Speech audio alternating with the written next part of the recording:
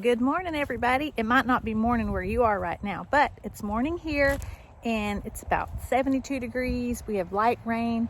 And why am I concerned about the weather, you think? Well, because today we have quite the project plan. So let me show you what it is.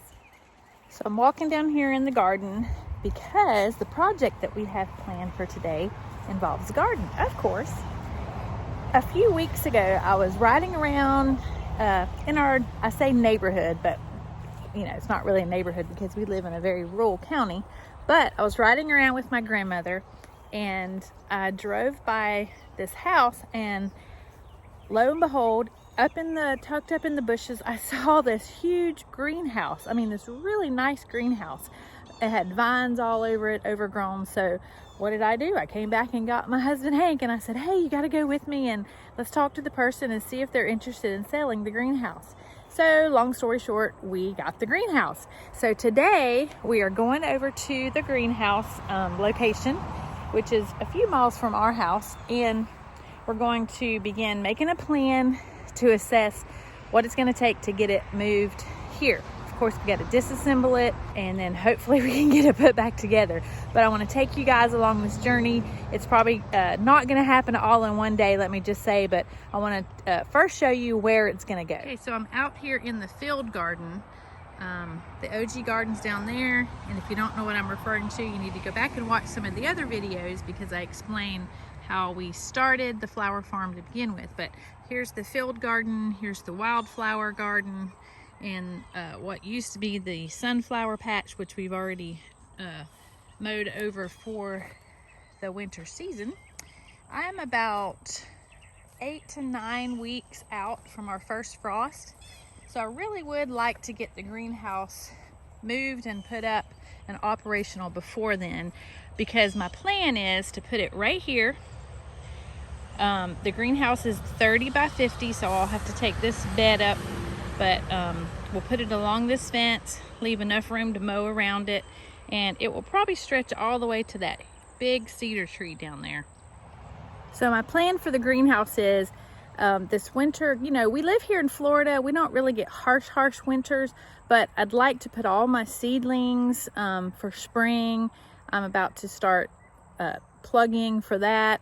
So I'd like to put all those in the greenhouse and get them ready to put in the transplant in the ground. And I don't know, I may try to grow some things in the greenhouse this winter, just experiment and see, because I've never grown in a greenhouse before. If you have experience growing in a greenhouse, leave some comments below and suggestions of what I could do over the winter in the greenhouse. Of course, what my main focus for the greenhouse will be is in our hot summers. I'm going to put shade cloth over it, and I can maybe move the dahlias under it and some of the other plants that Lisianthus maybe that appreciate afternoon shade or shade in general in our harsh summers. So I'm super excited to get started on this project and do some research and learn all I can about growing in a greenhouse. And it was just really a blessing from God. I just happened to ride by there. Of course, I don't believe in happenstance or anything by chance. I believe that my footsteps are ordered by Him, by God. And so I had been wanting a greenhouse, and I just feel like I was just blessed with it, you know, blessed to be able to find it. And the nice gentleman that owned the greenhouse actually pastors a church, and he used to grow ferns in the greenhouse for a living, and just circumstances and his age and stuff, he no longer does it. So let's go over there and let me show you the greenhouse. This is my husband Hank, and he's going to be taking this Sprint tractor over there today and doing some cleaning up around it so we can assess what we have to deal with. So we're going to follow him over there and get started.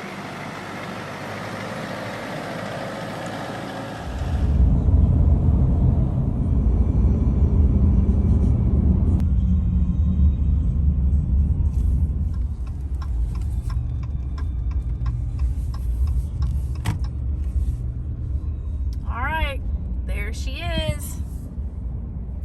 I know what you're thinking, but I see it, guys.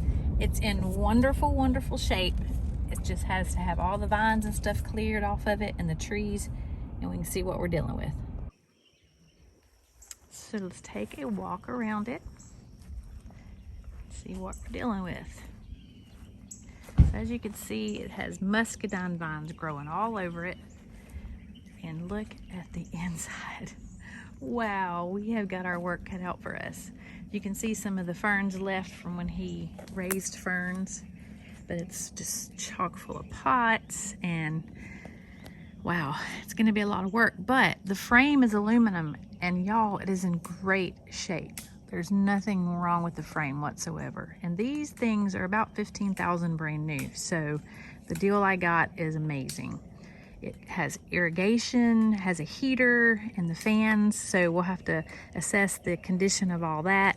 But our first major step is to get it all cleaned out. But I'm excited. So Hank brought his tractor. And if you guys don't know my husband Hank, he has a YouTube channel called At Hamiltonville Farm. Well, not At Hamiltonville Farm, but Hamiltonville Farm. And he does tractor work and heavy equipment. So, and it's awesome. It is awesome. So his channel's a little bigger than mine. But if you guys will go over there, show him some love, because he is helping me out today big time with the Branson tractor. And he's going to get some of the trees. And, you know, like I said, it's not going to be a one-day project for sure. Okay, so on this end of the greenhouse, you can see that this tree has grown over into the greenhouse. That little tree is growing up through it, so it hasn't been used in a while. Yeah, we're gonna have to start just trying to clean it out. He's gonna bring the tractor over here and try to start digging some of these small trees up and just see what we're dealing with. I'm a little nervous about him using the tractor just because I see all these vines attached, and I just don't want him to start pulling and it bend anything. So I'm the eagle eye over here, and he doesn't like to be micromanaged. So yeah, let's see what happens. You guys have a tractor on your, if you have a farm, or I know a lot of you are flower farmers as well that follow my channel. We actually have two Branson tractors. We've got the smaller one, the Ladybug, that I use, because it's a big guy, but sometimes you gotta bring out the big guns.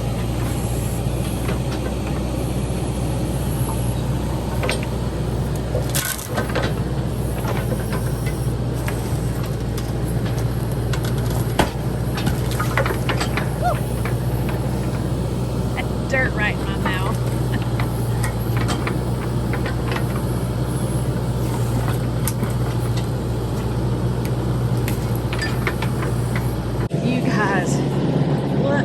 What's inside of this behind the plastic. Holy. Just having to be very gentle with it because all the vines. Make sure I don't hit that bottom rail. All the vines are attached.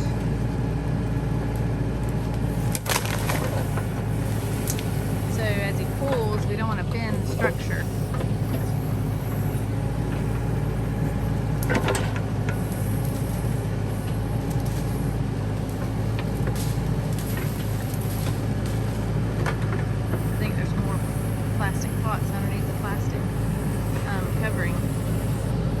Of course, the plastic covering I'm going to replace, obviously, so we're trying to cut it off of the rail. It's making me nervous. I don't want him to get close to the bottom rail and bend it. It has like a roller that you can automatically like roll the plastic up with.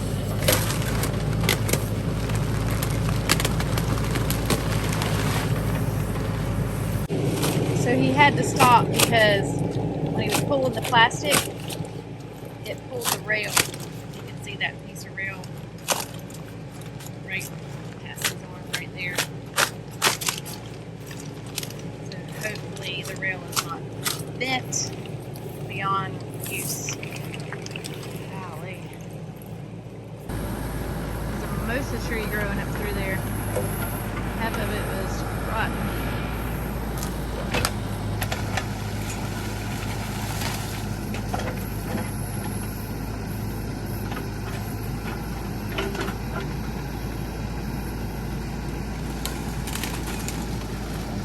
About all those vines pulling on the drip tube. Okay, he's trying to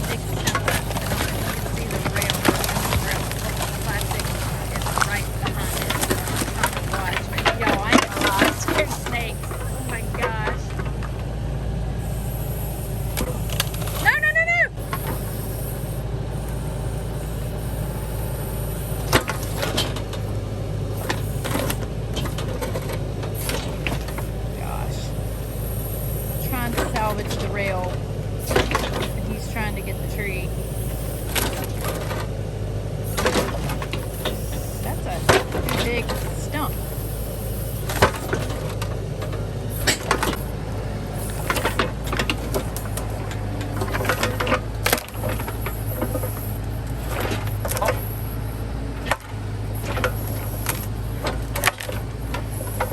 Oh my gosh, y'all. My nerves are gonna be shot by the time we dig this thing out.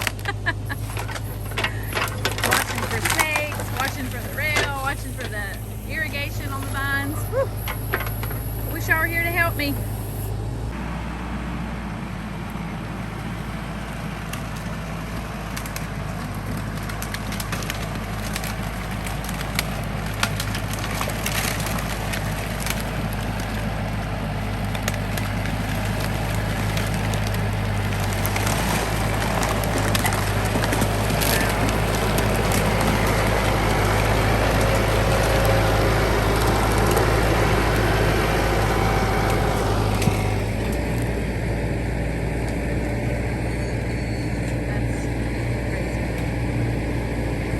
The outside. Well, it started raining, so we had to call it a day, but we'll get back on it tomorrow and see if we can't get that tree stump up and that big root cut out from under it. But we got quite a bit done today before the rain, so thanks for watching, you guys, and stay tuned for the next episode. Pray we get that stump out. Thanks for watching.